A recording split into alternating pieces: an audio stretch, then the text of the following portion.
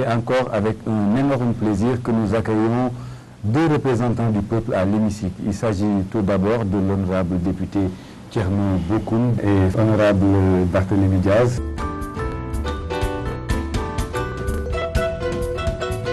Le problème des loyers, quand on veut tout simplement diminuer en imposant des pourcentages et à diminuer selon le standing, je l'ai dit tout à l'heure, c'est une manière plus ou moins de mettre des Sénégalais contre les autres.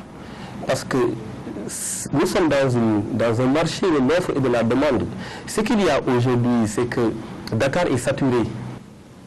Combien de Sénégalais peuvent se payer un bien immobilier de 150 000 € sur une période de 10 ou 15 ans? Dites-moi, quel fonctionnaire ou quel Sénégalais lambda qui travaille à la sueur de son front peut se permettre de payer un logement de 150 000 €, particulièrement avec un taux, parce que malheureusement dans ce pays, il faut dire les choses telles qu'elles sont, il n'y a pas de banque. Dans ce pays, ce que nous avons, ce sont des épiceries, ce ne sont pas des banques.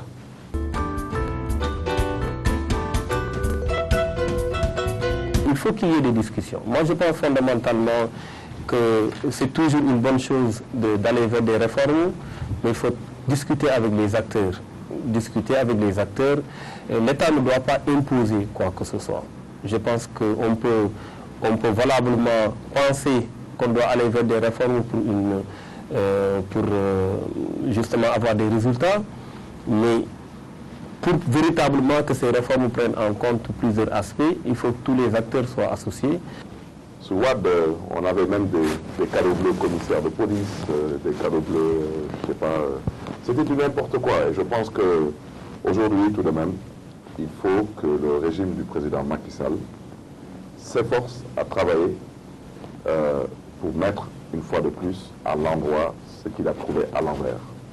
Et je pense aussi quelque part que les syndicats doivent mettre de côté ce que j'appelle le sensationnel et comprendre qu'il y a un travail qui doit être abattu pour qu'on puisse remettre au moins la fonction publique sur les rails.